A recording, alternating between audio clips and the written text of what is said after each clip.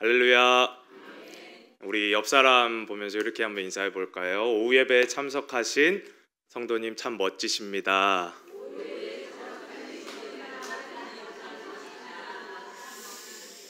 네, 사실 저도 이 인사를 언제까지 미뤄야 할까 좀 고민 중이긴 한데 한번 밀 수 있는 데까지 최대한 미뤄 보겠습니다.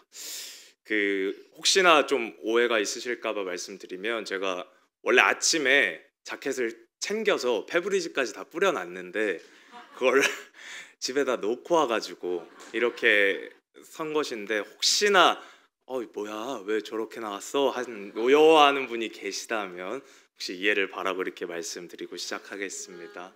네, 감사합니다. 오늘 말씀의 제목 함께 읽어보겠습니다. 시작. 하나님의 금쪽 상담소. 많은 분들이 눈치채셨겠지만 오늘 말씀의 제목은 오은영의 금쪽 상담소라는 방송 프로그램에서 제목을 따온 것입니다.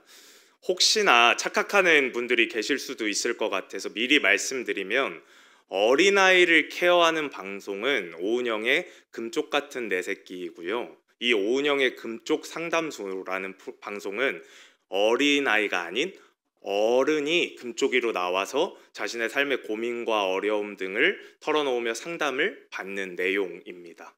이 방송에서 오은영 박사는 수많은 사람들의 다양한 고민들을 경청하고 난 뒤 그들을 상담해 주면서 앞으로 그 문제를 어떻게 해결해 나아갈 것인지 처방을 내려주는데요.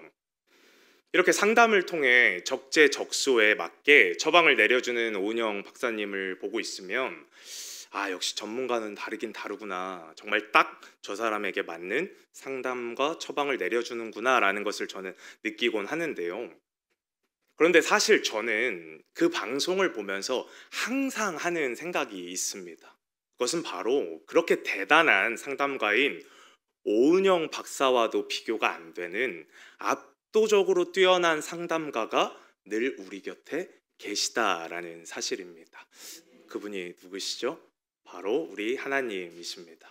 그렇게 오늘 이 시간에는 이 세상 그 누구와도 비교할 수 없는 최고의 상담가 되시는 하나님께서 오늘 본문 말씀 속 고민에 빠져 있는 금쪽이를 어떠한 방식으로 회복시켜 주시는지를 함께 나누면서 은혜를 받고자 합니다. 오늘 본문 말씀 19장 1에서 2절을 다시 한번 읽어보겠습니다. 1에서 2절입니다. 함께 읽겠습니다.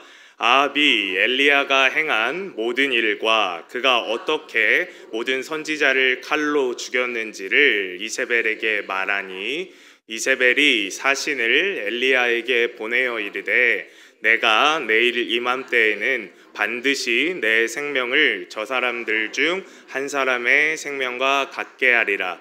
그렇게 하지 아니하면 신들이 내게 벌 위에 벌을 내림이 마땅하니라 한지라. 아멘. 방금 읽은 구절 속에 금쪽이가 있는데 누구일까요? 설마 했는데 이세벨이 아니라 엘리야입니다. 엘리야. 이세벨은 금쪽이가 아니라 아예 저쪽에 있는 인물이고 엘리야인데요. 사실 엘리야라고 했을 때 굉장히 의외의 인물이잖아요. 엘리야라고 하면 구약의 선지자 중에서도 가장 먼저 손에 꼽힐 정도로 위대한 인물인데, 왜 그가 오늘 말씀에서 금쪽이인 것일까요? 그 이유에 대해서 차근차근히 같이 한번 살펴보도록 하겠습니다. 방금 읽었던 1, 2절의 말씀의 내용은 아합 왕의 부인인 이세벨이 엘리야를 죽이겠다라고 선포한 내용입니다.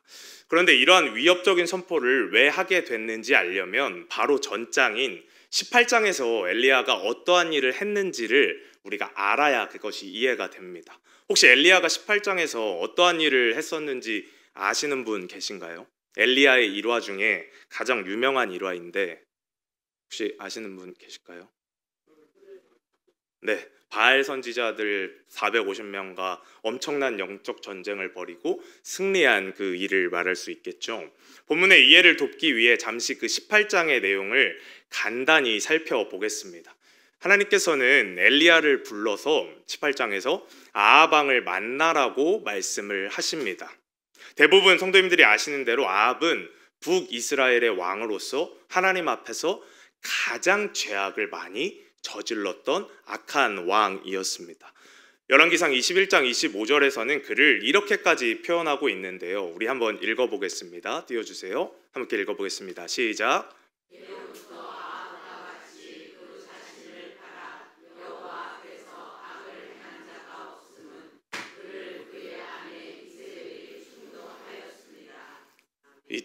네, 아멘. 이처럼 성경에서 묘사하고 있는 아합은 자신을 팔아 여호와 앞에서 악을 행할 정도의 사람입니다.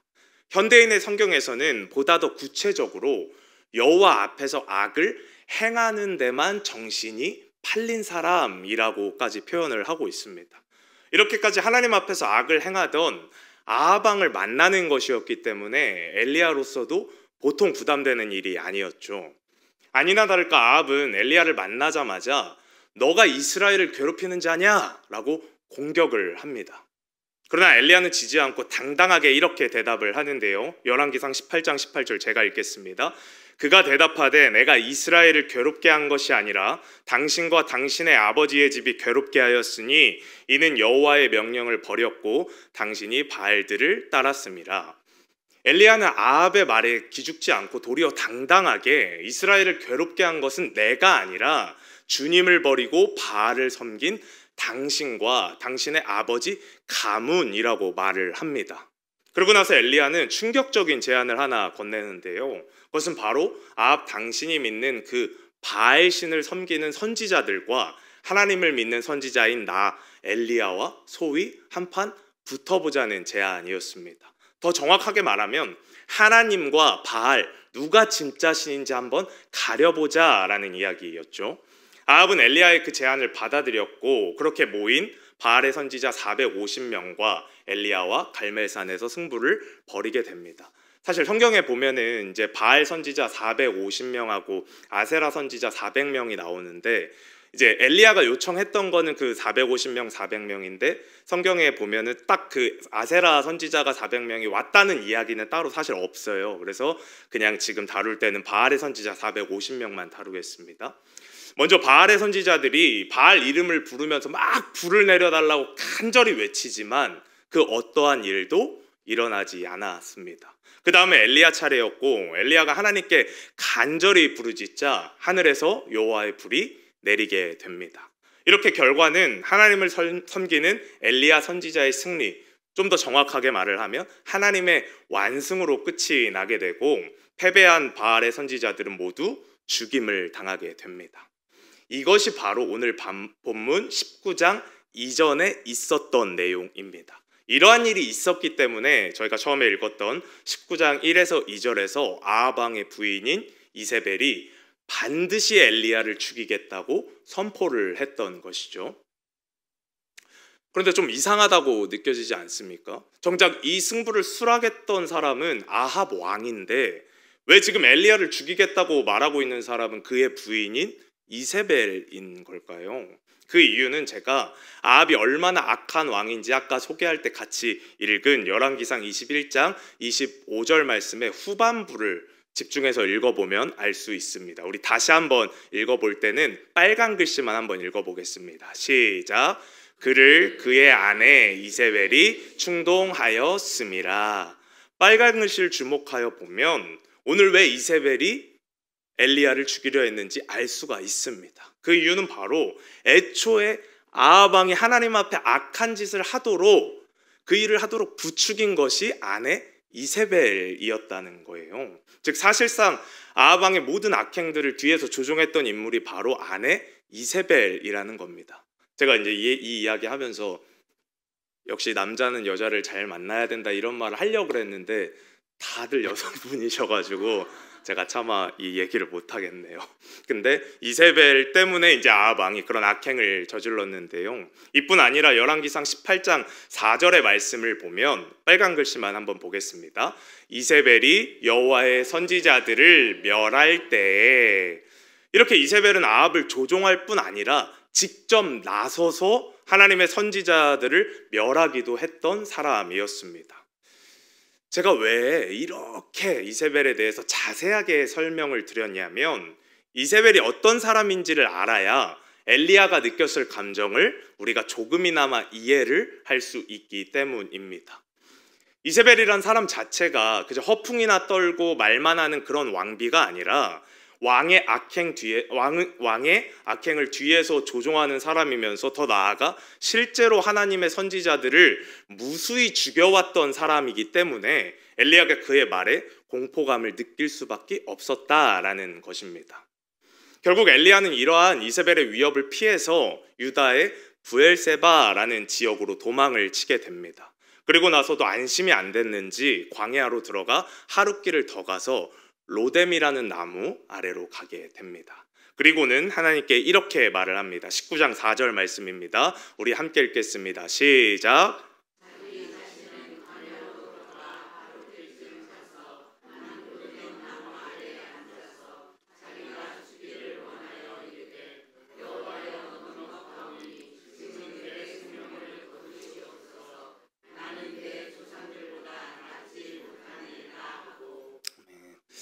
엘리야는 이렇게 하나님께 자신을 죽여달라는 기도를 하고 있습니다.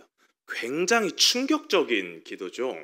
모든 걸 포기하는 것을 넘어서 그냥 이 자리에서 자신의 생명을 거두어 달라고 말하고 있는 것이니까요. 그런데 이러한 기도가 우리에게 더 충격적으로 다가오는 이유는 앞서 설명드렸던 바와 같이 18장의 내용에서 엘리야가 바알의 선지자들을 상대로 엄청난 영적 전쟁을 승리한 직후였기 때문입니다. 물론 제가 바로 이어서 설명드렸듯이 그 영적 전쟁 이후 아주 위협적인 이세벨이 엘리야를 죽이겠다고 협박하는 상황이기는 했지만 그렇게 압도적인 하나님의 기적을 체험한 직후인데 어떻게 자신을 죽여달라는 그렇게 극한의 무기력까지 훅 하고 빠질 수가 있냐는 말이죠. 우리가 생각할 때는 오히려 바로 직전에 엄청난 기적을 체험한 엘리야였기 때문에 오히려 자신을 위협하는 이세벨을 두고 하나님께 더 간절히 구했을 것 같아요. 하나님, 지금 제가 바알 선지자들과 싸울 때 하나님께서 그렇게 불을 내려주셨던 엄청난 기적을 베푸셨던 것처럼 지금 저를 죽이겠다고 하는 저 이세벨의 손에서 저를 건져내 주십시오. 이렇게 생각하는 것이, 이렇게 기도하는 것이 우리가 더 자연스럽게 받아들여지지 않습니까? 그런데 엘리야는 지금 하나님께 모든 것을 포기하고 더 나아가 자신의 생명까지 거두어 달라는 기도를 하고 있다는 겁니다. 그렇다면 우리는 지금 이 상황을 어떻게 이해해야 할까요? 사실 이 부분을 해석할 때 많은 성경학자들이 본문의 엘리야의 상태가 현대에서 말하는 우울증에 빠진 상태라고 해석을 합니다. 우리가 보통 우울증이라고 하면 막 눈물을 흘리고 막 슬픔에 빠져 있고 우울해만 하고 이런 걸로 생각하기가 쉬운데 사실 이러한 증상 못지않게 우울증에서 강하게 나타나는 증상은 바로 완전히 무기력한 상태에 빠지는 것입니다. 그리고 이와 더불어서 자신의 존재에 대해 무가치함에 빠지는 것이죠. 지금 엘리야의 상태와 딱 들어맞는 증상이라는 겁니다. 본문의 엘리야는 더 이상 이세벨과 맞서 싸울 만한 기력조차 남아있지 않아서 완전한 무기력 상태에 빠졌고 이와 더불어 자신의 존재에 대해 극도로 무가치함을 느끼고 있기 때문에 하나님께 자신의 생명을 거두어 달라고 그렇게 기도를 하고 있는 겁니다. 그렇다면 왜 엘리야는 그렇게까지 큰 영적 전쟁에서 분명한 승리를 얻었음에도 이렇게까지 완전히 무너져 내려 우울증까지 걸리게 된 걸까요? 저는 이 본문을 이제 준비하면서 굉장히 많이 고민을 해봤어요. 이거를 어떻게 해석을 해야 될까? 왜 이런 일이 벌어지게 된 걸까라고 혼자 이제 많은 고민을 했었는데 이 질문에 대해서 해답을 얻으려면 사실 이 전제 자체를 뒤집어야 해답이 보이기 시작합니다. 이게 무슨 말이냐면 오히려 엘리야가 엄청나게 거대한 영적 전쟁을 치룬 직후였기 때문에 이러한 우울증에 빠졌다는 것입니다. 이 말이 무슨 뜻인지 잠시 제 이야기를 하면서 한번 설명해 보겠습니다. 사실 이제 지금부터 제가 말씀드릴 내용은 저뿐만이 아니라 많은 사역자분들께서도 해당이 되는 이야기일 텐데요. 저를 비롯한 수많은 사역자분들은 여러 가지 사역을 하면서 그 속에서 끊임없는 영적 전쟁을 해가면서 살아가고 있습니다. 그 중에서도 가장 큰 영적 전쟁이라고 하면 아무래도 여름 수련회와 같이 좀 큰 행사를 치를 때인데요. 이러한 큰 행사를 치를 때 목회자는 누구보다 많은 준비가 필요합니다. 기도와 말씀을 통해서 영적인 준비는 당연한 기본 베이스고 평소보다 더 많은 시간과 정성을 들여 설교들을 또 준비해야 합니다. 또한 예배 때 필요한 모든 요소들과 수련회에서 해야 할 여러 가지 프로그램들이 차질 없이 이루어지기 위해 완벽하게 또 준비를 해야 합니다. 이와 더불어서 수련회 때 함께할 교사와 스태프들을 리더로서 주님 안에서 불협화음이 없도록 잘 이끌어야 합니다. 즉 굉장히 많은 부담감과 에너지가 소모가 된다는 것이죠. 그런데 여기서 끝이 아니라 방금까지 언급했던 모든 사항들이 자신이 생각할 때 충분하게 준비가 되었다라고 생각할지라도 실제 수련회 당일이 되면 끝없는 변수가 생기고 그로 인해 수많은 감정의 요동이 생긴다는 거예요. 저 역시도 이번 여름 성경학교를 하면서 그러한 감정을 잠시 느꼈었는데요. 지난 5일에 여름 성경학교를 하기 위해서 제가 집에서 교회로 이렇게 차를 타고 오고 있는 중이었는데 갑자기 여름 성경학교에 참석할 수 없다는 연락을 3곳에서나 받게 된 거예요. 아침에. 너무 갑작스러웠기 때문에 좀 제 마음이 약간 흔들리더라고요. 왜냐하면 저는 그때 참석하지 못했던 아이들까지 포함하여서 모든 계획을 짜놓은 상태였고 무엇보다도 그 아이들의 이름을 두고 계속해서 기도해왔었기 때문에 그 아이들이 여름성경학교를 통해서 꼭 은혜 받기를 간절히 소망을 한 상태였기 때문에 조금 마음이 힘들었던 것 같아요. 물론 그 당시에 참석하지 못한 모든 친구들이 각자의 분명한 사정들이 있기는 했지만 당일 아침에 그 소식을 듣게 되었을 때 예상치 못한 변수에 제 마음이 흔들렸던 것을 제가 기도하면서 좀 잡았던 기억이 납니다. 제가 이렇게 한 가지의 예시만 들었지만 사실 큰 행사를 치를 때는 일일이 셀 수 없을 정도로 수많은 변수들이 생기고 그 속에서 험난한 영적 전쟁을 치르게 됩니다.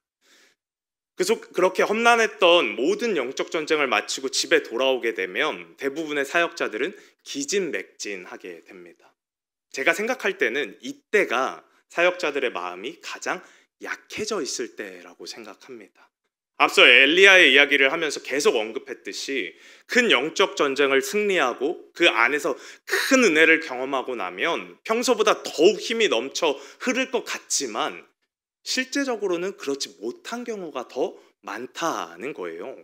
왜냐하면 그 전쟁에서 모든 것을 소진했기 때문입니다.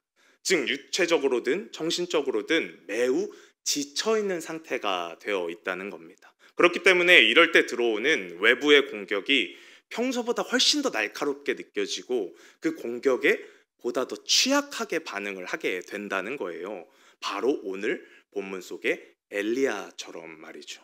저는 만약에 본문의 엘리야가 앞서 이야기한 것처럼 이렇게 모든 에너지가 소진된 상태가 아니었다면 아무리 위협적인 이세벨의 협박이었을지라도 엘리야가 하나님께 이렇게 절망하면서 차라리 저를 죽여주십시오 라고 하는 그러한 나약한 모습을 보였을 거라고 생각하지 않습니다. 실제로 성경을 보면 엘리야는 굉장히 강인한 선지자이기도 하고요. 그러나 엘리야는 너무 지쳐있는 상태였기 때문에 이세벨 말 한마디에 와르르 무너져 내렸다는 겁니다. 하나님께서는 이러한 엘리야의 모습을 보시고는 단번에 그의 상태를 파악하십니다. 그렇게 그에 맞는 처방을 내려주시는데요. 열왕기상 19장 5에서 6절의 말씀을 우리 다 같이 한번 읽어보겠습니다. 5절 6절입니다. 시작. 로뎀나무 아래에 누워 자더니 천사가 그를 어루만지며 그에게 이르되 일어나서 먹으라 하는지라. 본즉 머리맡에 숯불에 구운 떡과 한 병 물이 있더라. 이에 먹고 마시고 다시 누웠더니. 아멘. 무너져 있던 엘리야에게 하나님께서 취하신 처방은 배불리 먹고 충분히 쉬게 하는 것이었습니다. 제가 설교 서두에 말씀드렸듯이 하나님께서는 그 누구와도 비교할 수 없는 완전한 상담가라고 제가 말씀드리지 않았습니까? 그러한 상담가셨기 때문에 하나님은 아셨던 거예요. 지금 엘리야에게 필요한 건 다른 그 무엇보다 육체적인 회복이라는 것을요.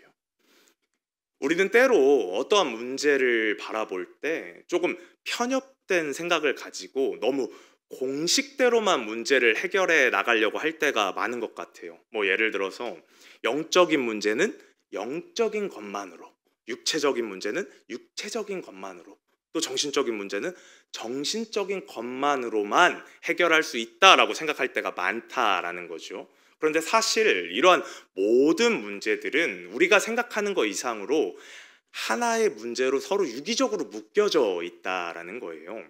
예를 들면 어떤 일로 인하여서 정신이 너무 지치고 괴롭고 힘들 때 잠을 자는 육체적 휴식을 통해 그 정신적인 문제를 해결해 나갈 수 있다라는 겁니다. 저 역시도 좀 스트레스를 많이 받고 정신적으로 힘들 때는 육체적인 운동을 합니다. 그래서 어제인가요? 전사님이 저한테 스트레스를 얼마나 받길래 이렇게 몸이 이렇게 됐냐 이런 얘기를 하셨던 기억이 갑자기 나는데요. 근데 이렇게 막 정신적으로 힘들 때 육체적인 운동을 하면 오히려 정신적으로 더 차분해지고 저 도움이 많이 된다는 것을 느낍니다. 마찬가지입니다. 영적인 문제 역시 반드시 영적인 문제를 영적인 방법으로만 해결하는 것이 아니라는 거예요. 그것을 누구보다 잘 아셨던 하나님이기에 엘리야에게 엘리야야 이스라엘을 이끌어야 할 선지자인 너가 이렇게 무너져 있으면 어떡하냐? 어서 더 기도해라. 어서 더 나에게 부르짖어라. 그러므로 너의 영성을 회복하거라. 이렇게 말씀하지 않으셨다는 거예요. 이게 주일학교에서 제가 매주 하는 겁니다. 이렇게 혼자 모노드라마를 항상 하는데 하나님께서는 이렇게 영적으로 처진 엘리야에게 영적으로 회복하라고 훈계하시지 않았다는 거예요. 성경 본문을 자세히 살펴보면 자신을 죽여달라고 요청하는 엘리야에게 하나님께서는 그 어떠한 질책도 하지 않으신다는 거예요. 그 대신에 그저 천사를 보내서 그에게 먹을 것과 편히 쉴 수 있는 안식을 주셨다는 겁니다. 그런데 더 놀라운 사실은 그 다음 구절에 나오는데요. 19장 7절 말씀 보겠습니다. 우리 다 같이 읽겠습니다. 시작.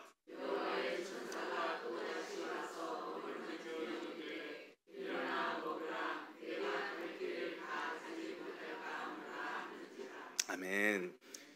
이 또다시 와서라는 표현을 세번역 성경에서는 두 번째 와서라고 표현하고 있습니다. 즉 하나님께서는 지금 엘리야의 상태가 한 번의 위로와 처방만으로는 회복될 상태가 아니라는 것을 아셨다라는 거예요. 그렇기 때문에 천사를 두 번째 보내셔서 다시 한번 먹이시고 힘을 주셨다라는 것입니다. 오늘 말씀에서와 같이 하나님은 굉장히 디테일하고 섬세한 상담가세요. 나의 상태를 나보다도 더 잘 아신다는 겁니다. 그렇게 이처럼 한 번도 아니고 두 번의 위로와 먹임을 통해 엘리야를 완전히 회복시켜 주셨다는 겁니다. 앞서 말씀드렸던 것 같이 저 역시 여름 성경학교를 마치고 돌아온 이후에 뭔가 계속해서 몸과 마음이 쭉 하고 좀 가라앉고 잘 회복되지 않는다는 느낌을 받는 거예요. 분명히 여름 성경학교의 모든 일들이 너무나 잘 됐고 하나님 은혜 안에서 모든 것을 잘 마쳤고 또 단 한 명도 다치는 사고 없이 너무나도 완벽하게 잘 마무리를 지었음에도 막상 끝나고 돌아와 보니까 저 자신이 너무 지쳐 있는 거예요. 특별히 저번 주일까지는 여름 성경학교 영상 작업까지 병행하면서 평소에 제가 하는 여러 가지 일상 속 업무까지 하다 보니까 여름 성경학교를 마치고 나서 푹 쉴 시간이 없었던 것 같아요. 그런데 이번 주에 생각지도 못하게 하루를 온전히 푹 쉴 수 있는 날이 하루 생겼거든요. 그래서 그날은 그냥 제가 쭉 잤습니다. 쭉 자고 해야 하는 일들을 모두 다 잠시 내려놓고 푹 쉬고 맛있는 음식도 먹으면서 그렇게 하루를 보냈더니 몸과 마음의 컨디션이 다시 올라오더라고요. 그렇게 올라온 이후에 한 것이 바로 이 설교를 작성한 것입니다. 뭔가 지치고 답답한 마음에 설교가 잘 써지지가 않아서 평소보다 설교 작성을 좀 뒤로 미루고 있었는데 육체적 회복을 하고 나니 다시 활력을 얻었고 그렇게 회복된 마음으로 하나님께 기도를 하니 하나님께서 저에게 주셨던 마음은 이제 다 회복되었으니 다시 너에게 주어진 사명인 설교를 힘내어 작성하라, 그런 마음을 주셨습니다. 오늘 말씀의 엘리야에게도 하나님께서는 이와 마찬가지로 육체적으로 회복시켜 주시는 처방에 그치지 않고 그 다음 최종적인 처방으로서 엘리야가 앞으로 다시 해나가야 할 사명을 주십니다. 19장 8절의 말씀을 함께 읽겠습니다. 시작. 이에 일어나 먹고 마시고 그 음식물의 힘을 의지하여 40주 40야를 가서 하나님의 산 호렙에 이르리라. 좀 길더라도 15에서 18절도 함께 읽겠습니다. 시작.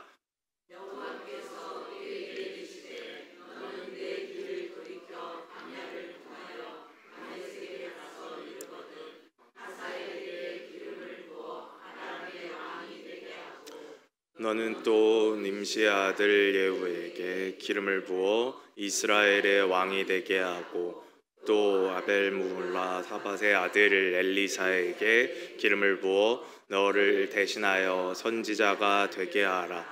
하사엘의 칼을 피하는 자를 예후가 죽일 것이요 예후의 칼을 피하는 자를 엘리사가 죽이리라. 그러나 내가 이스라엘 가운데에 7,000명을 남기리니 다 바알에게 무릎을 꿇지 아니하고 다 바알에게 입맞추지 아니한 자니라. 아멘. 이렇게 하나님께서는 육체적 회복을 통해 기운을 얻은 엘리야를 호렙산으로 부르시고 이제 다시 걸어나가야 할 사명을 차근차근 설명해 주십니다. 기름을 부어 왕들을 세우는 일, 자신의 대를 이어 이스라엘을 이끌어갈 다음 선지자인 엘리사를 세우는 일 등 엘리야가 앞으로 해나가야 할 중요한 다음 사명들을 엘리야에게 맡겨주십니다. 이것이 바로 엘리야에게 내려주신 하나님의 궁극적인 처방인 것입니다. 오늘 본문에서 계속해서 설명드렸던 것처럼 하나님께서는 사람의 상황에 맞게, 즉 엘리야에게는 육체적 회복이라는 처방을 내려주셨고 또 다른 본문이나 다른 곳에서는 정신적으로 힘든 자에게는 정신적 회복을 통해 무너진 사람들을 일으켜 세워주셨습니다. 이렇게 사람에 따라 회복을 시켜주시는 처방은 각기 다를지 몰라도 최종적으로 내려주시는 마지막 궁극적 처방은 우리 모두가 같다라는 것입니다. 그 처방은 바로 사명을 심어주는 겁니다. 사전적으로 기독교에서 쓰이는 사명의 뜻은 하나님께서 맡겨주신 특별한 임무입니다.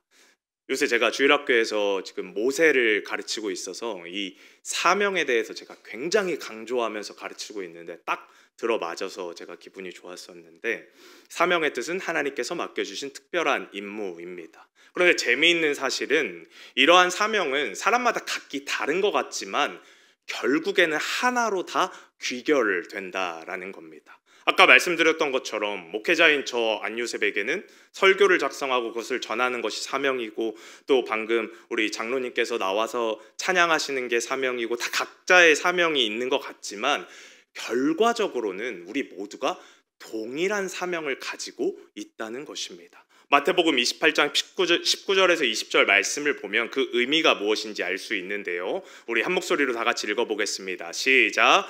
그러므로 너희는 가서 모든 민족을 제자로 삼아 아버지와 아들과 성령의 이름으로 세례를 베풀고 내가 너희에게 분부한 모든 것을 가르쳐 지키게 하라. 볼지어다 내가 세상 끝날까지 너희와 항상 함께 있으리라 하시니라. 사도행전 1장 8절도 이어서 읽어보겠습니다. 시작. 오직 성령이 너희에게 임하시면 너희가 권능을 받고 예루살렘과 온 유대와 사마리아와 땅끝까지 이르러 내 증인이 되리라 하시니라. 아멘. 이 말씀과 같이 우리 모두가 결국에는 동일하게 귀결되는 사명은 바로 예수 그리스도께서 우리에게 마지막으로 명령하시고 맡기신 이 사명이라는 것입니다. 즉 우리 그리스도인들 모두 성령을 받아 땅끝까지 예수 그리스도의 증인이 되어서 모든 민족에게 세례를 베풀고 그들을 제자로 삼는 것, 이것이 바로 우리 모두가 감당해야 할 궁극적인 사명이라는 것입니다. 이 사실을 믿으십니까? 그렇기에 우리 그리스도인들은 너무나 괴롭고 힘든 이 인생 속에서 오늘 본문의 엘리야처럼 때로는 넘어지고 때로는 좌절할 때가 있을지라도 결국에는 끝까지 포기하지 않고 다시 주님을 붙잡고 일어나 걸어갈 수 있는 이유는 이러한 분명한 사명이 우리에게 모두 주어졌기 때문입니다. 이 사명이 우리 모두에게 궁극적인 원동력이 되어서 나의 삶을 지탱해 주기 때문입니다. 말씀을 정리하려고 합니다. 오늘 말씀은 제목 하나님의 금쪽 상담소와 같이 상담자를 하나님으로 내담자를 금쪽이 엘리야로 빗대어서 이야기를 풀어보았습니다. 하나님께서는 몸과 마음이 지쳐 모든 것을 포기하고 죽고 싶어 했던 금쪽이 엘리야에게 천사를 보내어 2번이나 먹고 쉬게 하심으로 그에게 육체적 회복을 허락해 주셨습니다. 그리고 그 단계에 그치지 않고 다음 사명을 주시는 궁극적 처방을 통해 엘리야가 다시 일어나 앞으로 걸어갈 수 있게 해주셨습니다. 저는 하나님 앞에서는 엘리야뿐 아니라 우리 모두가 다 금쪽이라고 생각을 합니다. 아무리 스스로 아멘인가요? 네, 근데 금쪽이라고 생각합니다. 아무리 스스로 노력하고 완벽을 추구한다고 해봤자 하나님이 보시기엔 너무나도 연약하고 늘 도움의 손길이 필요한 금쪽이라는 것입니다. 그렇기에 저는 금쪽이인 우리 모두가 늘 최고의 상담가 되시는 하나님께 나의 어려움과 괴로움, 고민들을 다 털어놓고 처방을 받으셨으면 좋겠습니다. 그런데 여기서 제가 말씀을 마치기 전에 충격적이고 놀라운 사실을 하나만 성도님들께 비밀을 전달해 드리고 말씀을 정리하려고 하는데, 그 사실은 바로 이러한 최고의 상담가 되신 하나님께서는 언제 어디서나 아무런 제약 없이 우리를 상담해 주신다는 말입니다. 모두 다 아시는 내용인데 제가 좀 허위 광고처럼 좀 이렇게 과장해서 해봤습니다. 모두가 아시는 내용이지만 저희가 생각할 때 인간 중 최고의 상담가인 오은영 박사에게 상담을 한번 받으려고 하면 막 몇 개월 전부터 예약을 해야 되고 그만큼의 큰 돈을 지불해야 되고 또 그 장소를 찾아가야만 잠시 동안 상담할 수 있습니다. 그런데 오은영 박사는 비교조차 할 수 없는 전능하신 하나님께서는 아무런 제약 조건 없이 내가 눈을 감고 주님의 이름을 부르는 그 순간 언제나 내 이야기를 들어주신다는 겁니다. 이것이 바로 우리 그리스도인들이 가진 세상의 어떤 특권을 가진 사람들보다도 압도적인 특권을 가진 거라는 거예요. 그렇게 저는 늘 이 생각을 하면서 매일 주님께 상담 요청을 하며 살고 있습니다. 여기 앉아 계신 모든 분들도 직장의 문제로 또 가족의 문제로 경제적인 문제로 인간관계 문제로 지칠 대로 지쳐버린 나의 영혼을 이 시간 함께 주님께 맡기기를 간절히 소망합니다. 그렇게 하나님께 나의 모든 걱정, 근심, 고민을 내어놓을 때 하나님께서는 나에게 맞는 처방을 통해 육체적으로나 정신적으로나 회복시켜 주실 것이고 궁극적으로는 그것을 넘어 땅끝까지 내 증인이 되라는 분명한 사명을 통해 우리를 다시 일으켜 걸어가게 하여 주실 것을 믿습니다. 이 사실을 믿으십니까? 그렇기에 이 시간 들은 말씀을 가지고 함께 간절히 기도하기를 소망합니다. 하나님, 사는 것이 참 힘들고 지치고 괴로울 때가 너무 많습니다. 당장이라도 주저앉아서 하나님 차라리 내 생명을 거두어 가주십시오 라고 부르짖고 싶을 때도 많이 있습니다. 그러나 주님께서는 우리의 고통과 아픔을 그 누구보다도 잘 아시는 줄로 믿습니다. 그렇게 이 시간 간절히 기도하며 나아갈 때 주님께서 나에게 맞는 참된 안식과 회복을 허락해 주실 줄로 믿습니다. 그리고 거기서 그치지 않고 더 나아가 나에게 분명한 사명을 허락하시어 내가 다시 독수리와 같은 새 힘을 얻어 걸어나가게 하여 주실 것을 믿습니다. 우리 주님께 간구하며 나아가오니 나를 회복해 하시고 주님의 사명 붙들고 끝까지 걸어가게 하여 주시옵소서. 우리 이 기도 제목을 가지고 함께 통성으로 기도하고 제가 마무리 기도하도록 하겠습니다. 함께 기도하겠습니다.